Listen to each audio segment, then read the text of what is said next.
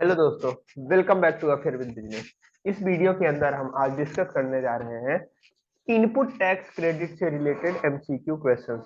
GST के अंदर जो आपका टॉपिक है आईटीसी वाला, उससे रिलेटेड जो मल्टीपल चॉइस क्वेश्चंस हैं वो इस वीडियो के अंदर आज हम डिस्कस करेंगे।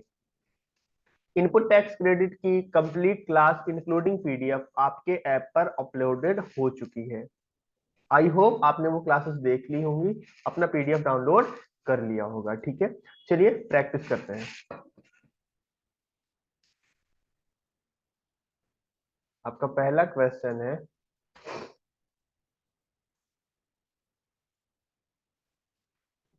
The time limit to pay the value of supply with taxes to avail the input tax credit.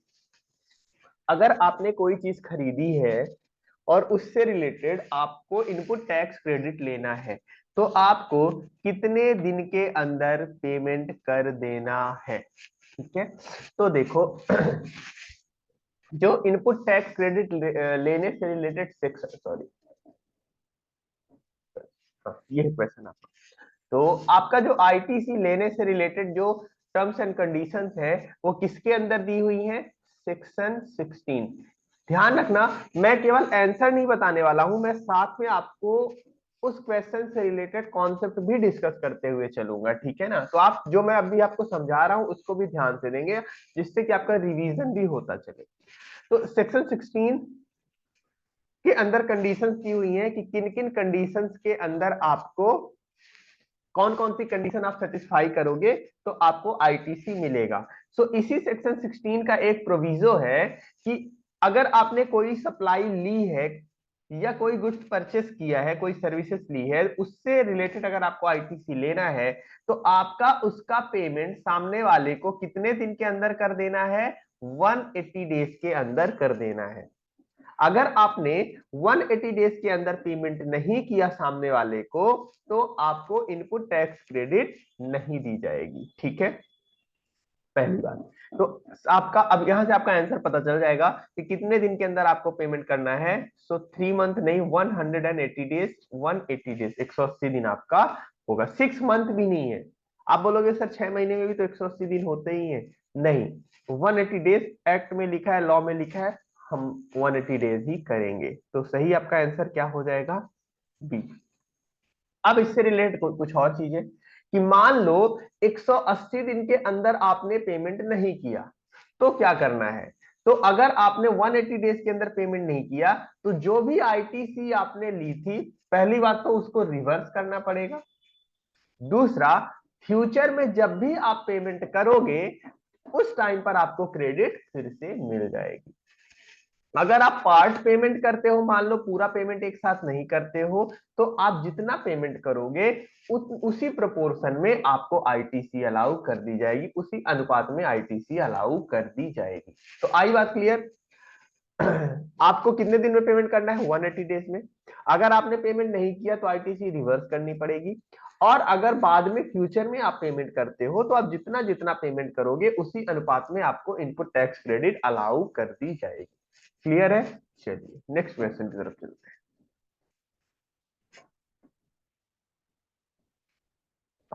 What is the maximum time limit to claim the input tax credit? Input tax credit लेने का maximum time period क्या है? कितने दिन के अंदर आपको ITC ले लेनी होगी? तो देखो, due date of September month which is following the financial year till the date of filing annual return, earliest of A or 2, later of A or 2। तो देखो मैं समझा देता हूं आपको। आपको इनपुट टैक्स क्रेडिट कितने दिन के अंदर ले लेनी है? तो मान लीजिए हम फाइनेंशियल ईयर 2021-22 की बात करते हैं। ठीक है, इस से रिलेटेड आईटीसी कितने दिन के अंदर ले लेनी है? तो ये ईयर आपका कब खत्म हो गया होगा? 31 मार्च 2022 को, 31 मार्च को खत्म हो गया होगा। इस पे तो किसी को डाउट नहीं, फाइनेंशियल ईयर कब खत्म होता है। तो जो फाइनेंशियल ईयर खत्म हो रहा है उसका जो फॉलोइंग ईयर है, उसका जो अगला फाइनेंशियल ईयर है, मतलब इसका अगला फाइनेंशियल ईयर क्या हो गया? 2022-23। तो इस 22-23 का जो सितंबर मंथ है ना, उस महीने की रिटर्न फाइलिंग ड्यू डेट जो होती है, मतलब क्या होती है? 20 या 22। अक्टूबर, ये होती है रिटर्न फाइलिंग की ड्यू डेट।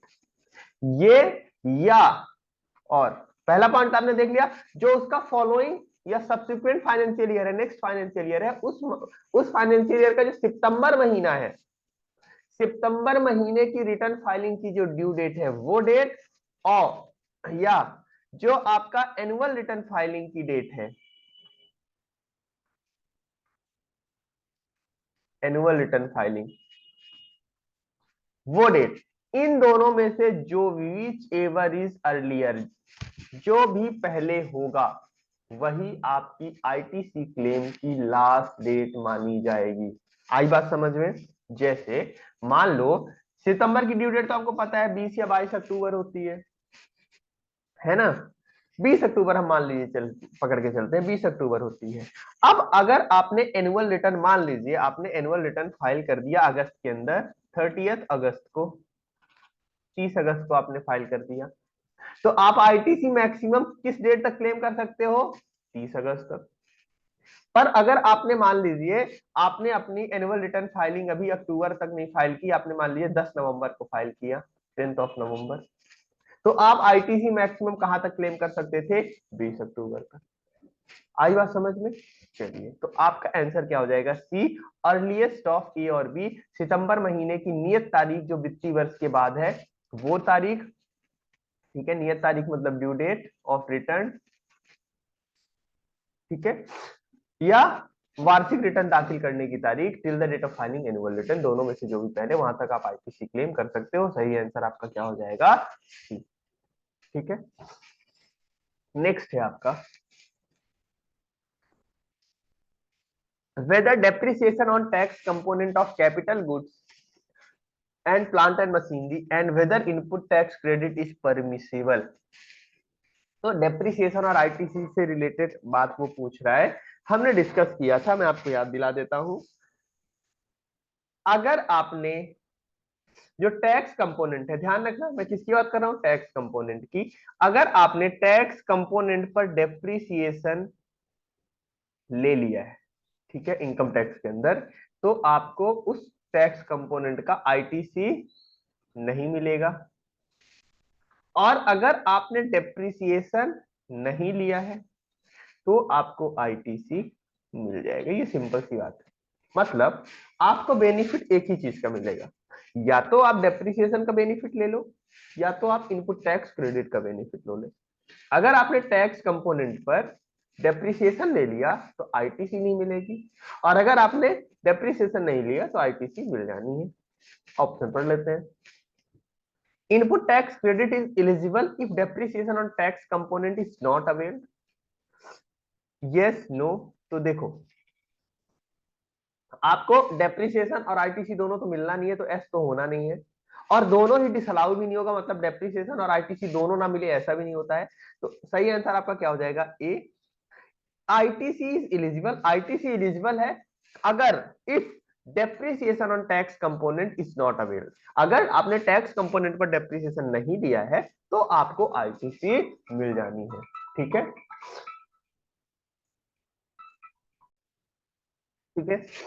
अच्छा, एक चीज और समझ लो, ये जो मैंने बात बोली इसका मतलब क्या है? देखो, 100 रुपए की एसेट है मान लो, 100 रुपए की, और इस पर आईटीसी लगा हुआ है मान लीजिए 18 रुपए, तो आपकी वैल्यू कितनी होगी? 118।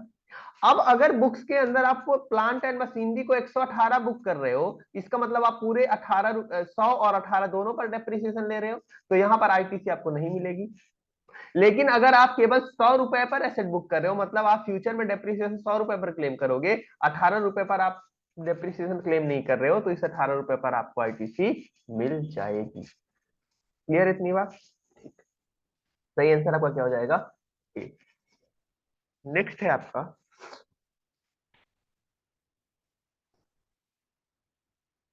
बैंकिंग कंपनी और financial institution have an option of claiming ITC. तो देखो, बैंकिंग कंपनी के अंदर दो चीजें होती, दो ऑप्शन दिए जाते हैं बैंकिंग कंपनी को आईटीसी से रिलेटेड। क्या ऑप्शन है? पहला ऑप्शन ये है कि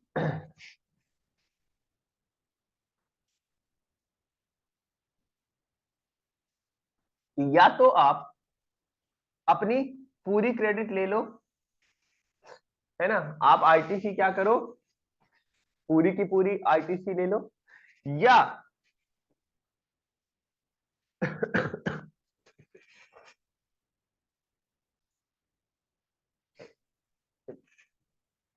बैंकिंग कंपनी कंपनी के पास दो ऑप्शन है। देखो बैंकिंग कंपनी में होता क्या है कि ये दो तरह की सर्विसेज देते हैं। एक, इनकी जो सर्विसेज होती है वो क्या होती है, टैक्सेबल होती है। जैसे मान लो आप डीडी बनवाने गए, कमीशन लगा, वो टैक्सेबल है, ठीक है ना। बाकी बैंक पासबुक के चार्जेस लेते हैं, चेकबुक चार्जेस लेते हैं, ये टैक्सेबल है। बट कुछ चीजें एग्जाम्प्ट है, जैसे बैंक आपसे इंटरेस्ट चार्ज करती है लोन पर, इंटरेस्ट कंपोनेंट आपका एग्जाम्प्ट है, उस पर जीएसटी नहीं आता है। तो बैंकिंग कंपनी को बोला गया कि आपके पास जो आईटीसी है वो टैक्सेबल के लिए भी है और नॉन टैक्सेबल के लिए भी है। तो आप एक काम करो, या तो आप जो आईटीसी, मान लीजिए 100 रुपए की आईटीसी है, तो आप इसको प्रोपोर्शनेट करो, टैक्सेबल वाले पोर्शन के लिए अलग करो, नॉन टैक्सेबल के लिए अलग करो, और टैक्सेबल वाली को आप क्लेम कर लो, जिसे हम क्या बोलते हैं, इलिजिबल क्रेडिट। तो आपकी जो इलिजिबल क्रेडिट है आप पूरी की पूरी ले लो। या दूसरा ऑप्शन दिया गया कि ये प्रोपोर्शनेट का झंझट छोड़ो, ये 100 रुपए की क्रेडिट है ना, सीधा 50% ले लो, 50% छोड़ दो, 50% क्लेम कर लो, 50% छोड़ दो, ये ऑप्शन ले लो। तो बैंकिंग कंपनी के पास दो ऑप्शन है, या तो वो अपनी इलिजिबल क्रेडिट निकाल लें और इलिजिबल क्रेडिट पूरी की पूरी ले लें, या दूसरा ऑप्शन ये है कि ये सब कैलकुलेशन का झंझट छोड़े और आपका 50% सीधा, वो जो पूरी क्रेडिट है उसका 50% ले लें और 50% लिप्स करा लें, छोड़ दें, ठीक है ना। तो देख लो, इलिजिबल क्रेडिट और 50% क्रेडिट, ओनली इलिजिबल क्रेडिट नहीं, ओनली 50% क्रेडिट नहीं, इलिजिबल क्रेडिट एंड 50% क्रेडिट, ये भी गलत है। ये एंड का मतलब होता है कि आप इलिजिबल क्रेडिट ले रहे हो और 50% क्रेडिट भी ले रहे हो, तो ये तो बिल्कुल ही गलत है। सही आंसर आपका क्या हो जाएगा, ए। या तो आप इलिजिबल क्रेडिट ले लो, या और का मतलब होता है या आप 50% ऑफ टोटल क्रेडिट ले लो, है ना। तो बैंकिंग कंपनी के लिए दो ऑप्शन है, या तो आप 100% इलिजिबल क्रेडिट लो, या तो 50% ऑफ टोटल क्रेडिट ले लो और 50% लिफ्ट करवा लो, ठीक है। नेक्स्ट है आपका, can the recipient avail the input tax credit for the part payment, for the part payment of the amount to the supplier within 180 days। बोल रहा है कि अगर हम पार्ट पेमेंट कर देते हैं तो क्या हमें इनपुट क्रेडिट मिलेगा, तो बिल्कुल आपको आईटीसी मिलेगा, लेकिन पूरी आईटीसी नहीं मिलेगी, बल्कि आपको कौन सी मिलेगी, अनुपातिक प्रोपोर्शनेट आईटीसी मिलेगी। आपको 1 लाख रुपए का मान लीजिए पेमेंट करना था, आपने मान लीजिए 20,000 का पेमेंट कर दिया, तो 20% आईटीसी आपको मिल जाएगी, 80% नहीं मिलेगी, अनुपातिक मिलेगी, प्रोपोर्शनेट मिलेगी, ठीक है, पढ़ लो। As on full tax amount and partly value amount, बिल्कुल नहीं।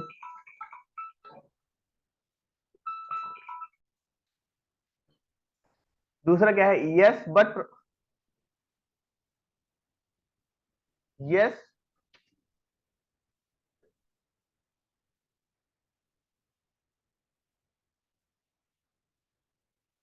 एक सेकंड,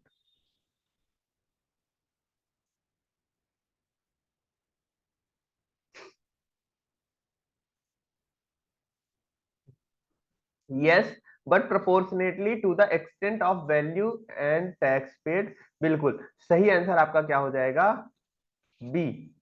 आपको क्रेडिट मिलेगी बट आनुपातिक रूप से मिलेगी। Next, which of the following inward supplies are not eligible for ITC in case of company manufacturing a taxable goods. कौन सी वाली ब्लॉक क्रेडिट है, मतलब ये ब्लॉक क्रेडिट की बात कर रहा है। किसी को ब्लॉक क्रेडिट का सेक्शन याद है क्या, इंपॉर्टेंट सेक्शन है, सेक्शन 17(5). तो सेक्शन 17(5) जो है आपका, वो ब्लॉक क्रेडिट की बात करता है। ब्लॉक क्रेडिट कौन सी क्रेडिट होती है, तो ब्लॉक क्रेडिट वो वाली क्रेडिट है जिनसे रिलेटेड आपको इनपुट टैक्स क्रेडिट एक्ट ने, लॉ ने ब्लॉक कर रखा है कि आपको इनसे रिलेटेड आईटीसी बिल्कुल भी नहीं दी जाएगी, आईटीसी आपको नहीं मिलेगी। कौन सी है भाई, फूड एंड बेवरेजेस, बिल्कुल फूड एंड बेवरेजेस की क्रेडिट आपको नहीं मिलती है। आउटडोर कैटरिंग की सर्विसेज, अगर आप लेते हो, आपने अपने कंपनी के अंदर आपने वर्कर्स को पार्टी दी, एम्प्लॉय को पार्टी दी, उसके अंदर आपने केटरिंग की सर्विस ली, तो आपको आईटीसी नहीं मिलेगा। हेल्थ सर्विसेज की भी आईटीसी नहीं मिलती है, ऑल द अबव। तो ये तीनों के तीनों जो है वो ब्लॉक क्रेडिट के अंदर आते हैं, इनसे रिलेटेड आपको क्रेडिट अलाउ नहीं होती है। ठीक है, तो आपका सही आंसर क्या हो जाएगा? डी। ठीक है, नेक्स्ट है आपका, इन case of IST whether distributor and recipient should have same pan. IST क्या होता है? तो बेसिकली आप आईएसटी को हेड ऑफिस के रूप में कैटेगराइज कर सकते हो। तो आईटीसी बेसिकली लोगों से आईटीसी लेता है। ठीक है, और इसके बाद जो इसकी ब्रांचेस हैं, बहुत मैं इजी लैंग्वेज में समझा रहा हूँ। मान लो दिल्ली के अंदर ब्रांच है, पटना के अंदर ब्रांच है, ठीक है, इलाहाबाद के अंदर, प्रयागराज के अंदर ब्रांच है, ठीक है, मुंबई के अंदर ब्रांच। ठीक है, अब गुड्स मान लो किसी एक जगह से ही खरीदना है, और वो मान लीजिए इन हर ब्रांचेस के अंदर यूज होने वाला है। तो या तो ये हर ब्रांच को बिलिंग करवाए और हर ब्रांच फिर आईटीसी ले, या आईएसडी ऐसा कर सकता है कि सारे बिल अपने नाम से ले ले, पूरी आईटीसी अपने यहाँ बुक करे, और फिर ये आईटीसी है वो अपने ब्रांचेस को बांट दे। जितनी इनपुट सर्विसेज या इनपुट गुड आपका इनपुट जो गुड्स है उसका यूज जिस ब्रांच ने जितना किया है उस बेस पर बांट दे। ये होता है आपका आईएसटी, जो बेसिकली हेड ऑफिस की तरह काम करता है। तो इसके लिए क्या है कि जो इसका पैन है वही ब्रांचेस का भी पैन होना चाहिए, सेम पैन। एक शर्त तो ये है। दूसरा, आईएसटी को अपने रिटर्न फाइल करने पड़ेंगे। तीसरा ये है कि आईएसटी मैक्सिमम उतनी ही क्रेडिट आगे डिस्ट्रीब्यूट कर सकता है जितनी उसको मैक्सिमम मिली है। मान लो इसको 100 रुपए मिली है क्रेडिट, तो ये आगे 110 नहीं कर सकता है, ये मैक्सिमम 100 रुपए ही आगे ट्रांसफर कर सकता है। क्लियर है इतना? चलो, तो यस, आपको, हाँ, ये आपका बी ऑप्शन होगा। आपका जो पेन है वो सेम होना चाहिए। ए ऑप्शन क्या है? S, yes if and if in same state and different in other state. ऐसा कुछ नहीं है, आपको स्टेट से कोई लेना देना नहीं, बल्कि आपका पेन सेम ही होना चाहिए। नेक्स्ट है आपका, can the credit distributed by N input service distributor, IST का मतलब input service distributor, exceed the amount available for distribution.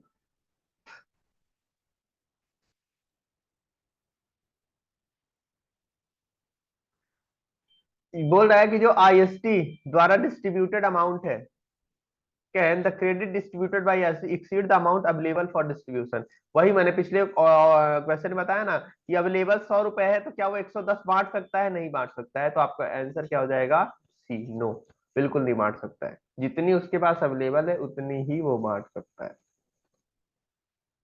Next है, ABC limited purchase a machine for ₹10 lakh plus GST at the rate of 18%. It has been capitalized in the books at 11,80,000 inclusive of GST paid. Accordingly, the depreciation was claimed at 15% on rupees 11,80,000 under the Income Tax Act. ठीक है, what is the amount of ITC to be allowed? 10 lakh की machine थी, 1,80,000 उस पर GST हो रहा था, पूरी पूरी जीएसटी जोड़ करके बुक्स में कैपिटलाइज किया गया और उस पर डेप्रिसिएशन भी लिया गया। अब बोल रहा है आईटीसी कितना मिलेगा? तो हमने पढ़ा हुआ है कि अगर आपने डेप्रिसिएशन ले लिया तो आईटीसी भूल जाओ, नहीं मिलेगा।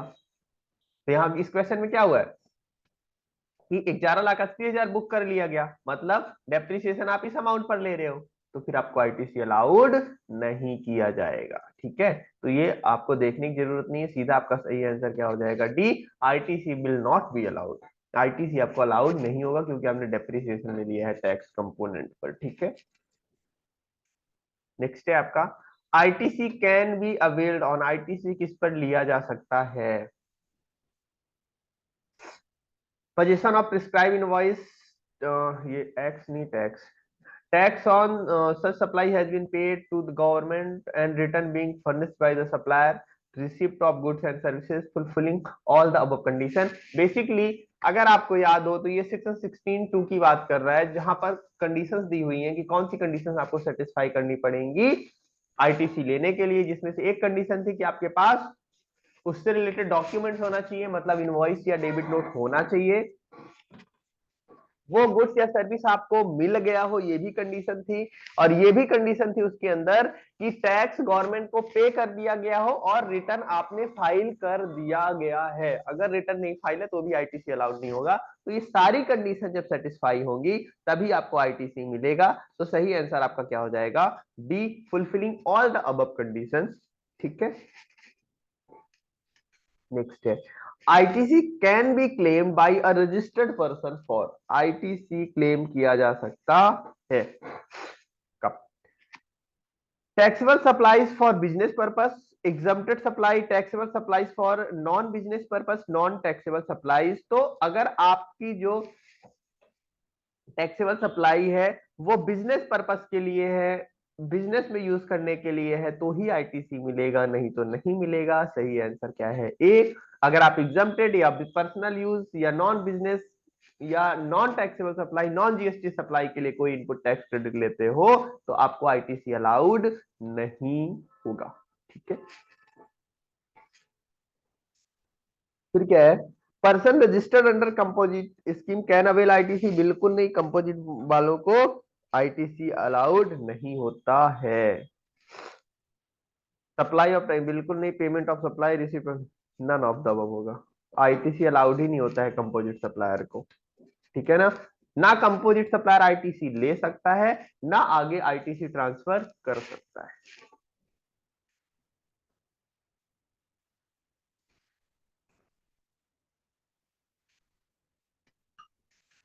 नेक्स्ट है आपका ITC on motor vehicle can be claim by. Motor vehicle की आईटीसी कौन क्लेम कर सकता है? तो याद करो, ये ब्लॉक क्रेडिट की बात कर रहे हैं, जिसपे हमने देखा था कब कब आईटीसी आपको नहीं मिलेगी, जिसमें मोटर व्हीकल आपका मोटर व्हीकल था, फिर आपका क्या था? एयरक्राफ्ट या वेसल्स था, हवाई जहाज या आप जल जहाज खरीद लेते हो, आपको आईटीसी नहीं मिलने वाला था। इंश्योरेंस की सर्विसेज थी, food beverage, outdoor catering, health services, ये वाली थी। ठीक है ना?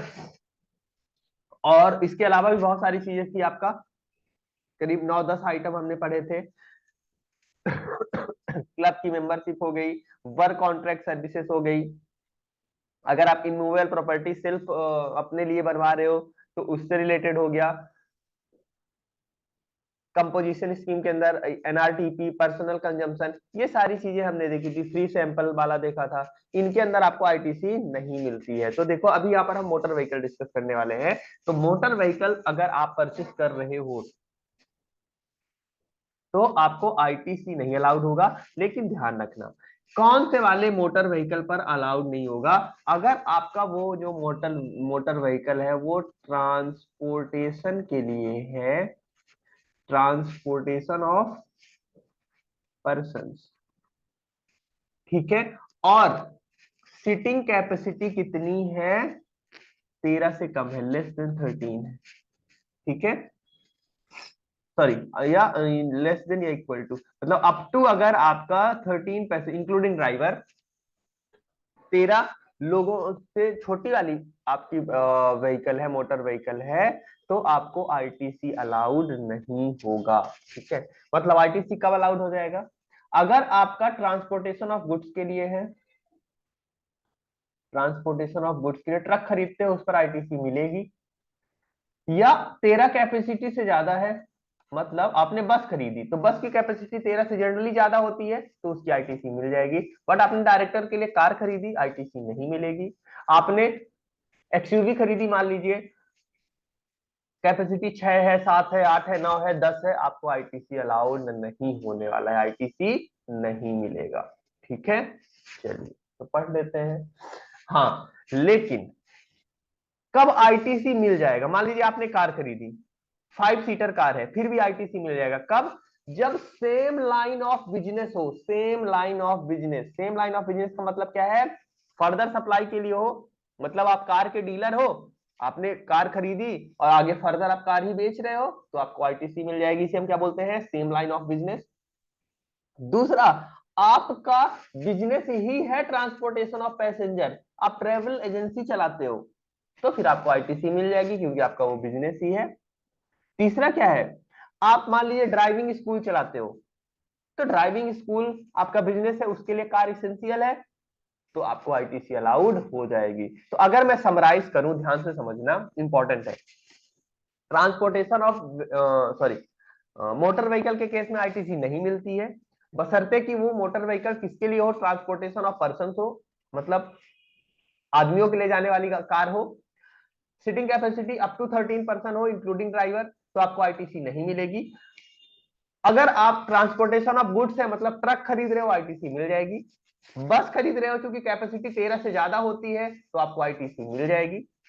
अब जिनकी आईटीसी नहीं मिल रही है, ये वाली चीजें, तो इनकी भी आईटीसी मिल जाती है, अगर क्या हो, ये सेम लाइन ऑफ बिजनेस हो। क्या हो, सेम लाइन ऑफ बिजनेस हो। सेम लाइन ऑफ बिजनेस का क्या मतलब होता है कि आप कार के डीलर हो, कार खरीद के कार बेच रहे हो, आपका मोटर ड्राइविंग स्कूल है, या आप क्या कर रहे हो, आप सर्विस ही ट्रांसपोर्टेशन ऑफ पैसेंजर दे रहे हो, मतलब ट्रैवल एजेंसी चला रहे हो, तो आपको आईटीसी फिर अलाउड हो जाएगा। क्लियर है, चलो पढ़ लो। कब क्लेम किया जा सकता है, एनी रजिस्टर्ड पर्सन बिल्कुल गलत है, हर कोई क्लेम नहीं कर सकता है, ये हमने देख लिया।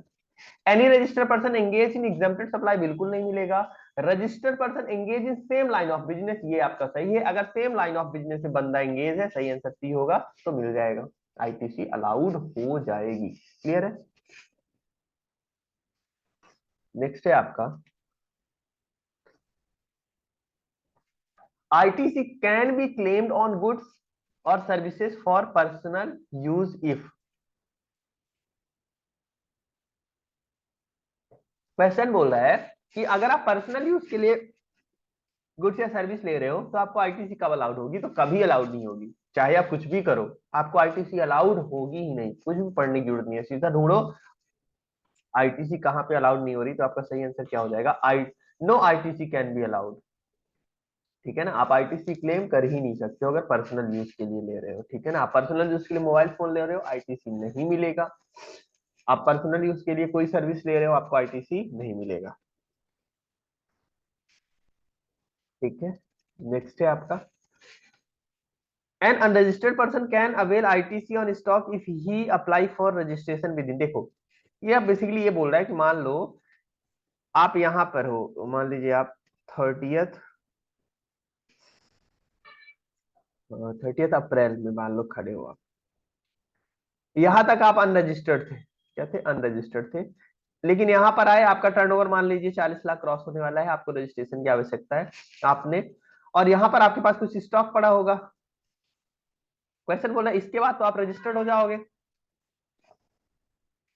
तो ये जो स्टॉक पड़ा हुआ है, किस केस में इस स्टॉक की आईटीसी आप क्लेम कर सकते हो, तो अगर आपने जिस दिन आप एलिजिबल हुए हो आईटीसी लेने के लिए, वहां से विद इन 30 डेज आपने अप्लाई कर दिया है रजिस्ट्रेशन के लिए, तो आपको, आप स्टॉक पर आईटीसी लेने के लिए एलिजिबल हो। तो सही आंसर क्या है, 30 days, 30 days of becoming liable for registration under GST. सही है, आंसर क्या हो जाएगा आपका, बी। नेक्स्ट है आपका, as per the first provision of section 16(2) where the recipient receive the goods and services in installment, the registered person। Lot में मैंने पढ़ाया था, अगर कोई गुड्स लॉट में मिल रहा है, थोड़ा टुकड़ा भी मिला, फिर बाद में मिलेगा, फिर बाद मिलेगा, तो उसमें उसकी आईटीसी लेने की क्या कंडीशन है, आईटीसी आपको तभी अलाउड होगा जब आपको क्या होगा, लास्ट लॉट मिल जाएगा, उसके पहले आपको आईटीसी नहीं मिलेगा। कब आईटीसी आप लोगे, जब आपको अंतिम वाला लॉट मिल जाएगा, तब मिलेगा। ठीक है, पढ़ लो। Shall not be entitle to take ITC, गलत है, आईटीसी आपको मिलेगा, सब्र करना पड़ेगा। Shall be entitle to take ITC upon receipt of first lot, नहीं, फर्स्ट नहीं लास्ट होता है, ये भी गलत है। Shall be entitle to take ITC upon receipt of last lot, बिल्कुल सही आंसर है आपका, जैसे ही आपको आखिरी लॉट मिलेगा, आपको आईटीसी अलाउड कर दिया जाएगा। Shall be entitled to take ITC immediately on receipt of first lot, provided the invoice is issued by the supplier for all the goods। बिल्कुल नहीं, भले आईटीसी अलाउड कर, सॉरी इनवॉइस इशू कर दिया गया, बट जब तक आखिरी लॉट नहीं मिलेगा you are not not eligible for ITC, ठीक है ना। तो आपका सही आंसर क्या हो जाएगा, सी, अंतिम लॉट के साथ आपको आईटीसी अलाउड कर दिया जाएगा। नेक्स्ट है आपका filing of valid return is one of the essential condition for availing ITC, this return is, बिल्कुल सेक्शन 16(2) बोलता है, सेक्शन 16(2) बोलता है कि आपको आईटीसी लेने के लिए आपका अपना जीएसटी रिटर्न फाइल करना जरूरी है। ये रिटर्न किस सेक्शन में फाइल होता है, तो ये रिटर्न आपका फाइल होता है अंडर सेक्शन 39, ठीक है। तो आपका सही आंसर क्या हो जाएगा, सी, 39, धारा 39 के अंदर आपको अपना वैध रिटर्न फाइल करना आवश्यक है आईटीसी लेने के लिए। नेक्स्ट है ITC can not be availed by the person if, ITC कब नहीं लिया जा सकता है, ITC related to tax paid in pursuance of any demand, ITC related to tax paid on goods received by agent, ITC related to previous month input, none of the above। तो आपका सही answer क्या है, ए। अगर कोई case आपका मान लीजिए चल रहा है तो उसके अंदर आपकी डिमांड निकल के आई है, तो डिमांड से रिलेटेड आपको इनपुट टैक्स क्रेडिट अलाउड नहीं किया जाएगा, ठीक है ना। आईटीसी केवल उस पर मिलता है जो आपने अपने स्वेच्छा से टैक्स उधर पे कर रखा है। कोई डिमांड निकली है, रिकवरी निकली है, आपने फ्रॉड किया था, कुछ वायलेशन किया था, उसकी वजह से आपका डिमांड निकल के आई है, डिमांड ऑर्डर मान लीजिए डिपार्टमेंट ने आपको इशू किया, तो डिमांड से रिलेटेड आपको आईटीसी अलाउड नहीं होता है, सही आंसर हो जाएगा ए। नेक्स्ट है आपका which one of the following is not an exception to section 17(5)(a), section 17(5)(a), ये मोटर व्हीकल वाली बात है, तो कौन सा एक्सेप्शन नहीं है, तो देखो purchase of car for running a taxi, purchase of car by dealer for resale, bus purchase by a company for transportation of employ from their resident to office and back, purchase of car capacity 5% for communication commutation of employ from their resident to factory and back. तो देखो ये भी exception है, मैंने बोला था same line of business अगर है तो आईटीसी अलाउ हो जाएगा। देखो सेक्शन 17(5) बोलता है कि आईटीसी अलाउड नहीं होगा, बट उसके उसने कुछ एक्सेप्शन दिए हैं, तो एक्सेप्शन का मतलब है कि इन केसेस में आईटीसी हम अलाउ कर देंगे। तो जिसमें हमने देखा था कि अगर सेम लाइन ऑफ बिजनेस है तो आईटीसी आपको अलाउ होगा, तो ये आपका एक्सेप्शन है। तो देखो टैक्सी बिजनेस मैंने आपको बताया था, अगर आपका टैक्सी बिजनेस है, passenger of sorry transportation of person का बिजनेस है, आप ट्रेवल एजेंसी चला रहे हो तो आईटीसी अलाउड होगा, तो ये एक्सेप्शन है। Purchase of car by dealer for resale, बिल्कुल कार डीलर है उसका सेम लाइन ऑफ बिजनेस है, आईटीसी अलाउड होगा, ये एक्सेप्शन है। बस परचेस बाय कंपनी, तो बस है कैपेसिटी 13 सीटर से ज्यादा होगी इसलिए अलाउड हो जाएगा, ये भी एक्सेप्शन है। Purchase of car capacity 5%, ITC allowed नहीं होगा, तो ये आपका एक्सेप्शन नहीं है, आंसर क्या हो जाएगा, डी। आगे वो किस पर्पस के लिए हमें नहीं मतलब है, हमें तो देखना है वो कार है 13% अप टू 13% वाली कैपेसिटी वाली कार है, हम आईटीसी अलाउ नहीं करेंगे, तो डी आपका एक्सेप्शन नहीं है, सही आंसर क्या हो जाएगा, डी। नेक्स्ट है input tax credit is available in respect of, किससे रिलेटेड आईटीसी आपको मिलेगी, goods use for personal consumption, बिल्कुल नहीं मिलेगी, गवर्नमेंट आपको मार दौड़ा लेगा कि बिल्कुल पर्सनल वाले के लिए तो आईटीसी मांगने आना ही नहीं। फ्री सैंपल में आपने बांटना है, आईटीसी अलाउड नहीं होगा। Service on which tax has been paid under composition levy, बिल्कुल आईटीसी अलाउड नहीं होगा। नन ऑफ द अबव, तो आपका सही आंसर क्या हो जाएगा, डी। किसी भी केस में जो आपका ये ऑप्शन दिया हुआ है इस पे आईटीसी आपका अलाउड नहीं होगा, ठीक है। तो ये थे आपके एमसीक्यू इनपुट टैक्स क्रेडिट से रिलेटेड, ठीक है। इसकी आप प्रैक्टिस कर लें, बाकी चीजें अपन नेक्स्ट वीडियो के अंदर देखते हैं, ठीक है। चलिए इस वीडियो को यहीं पर खत्म करते हैं।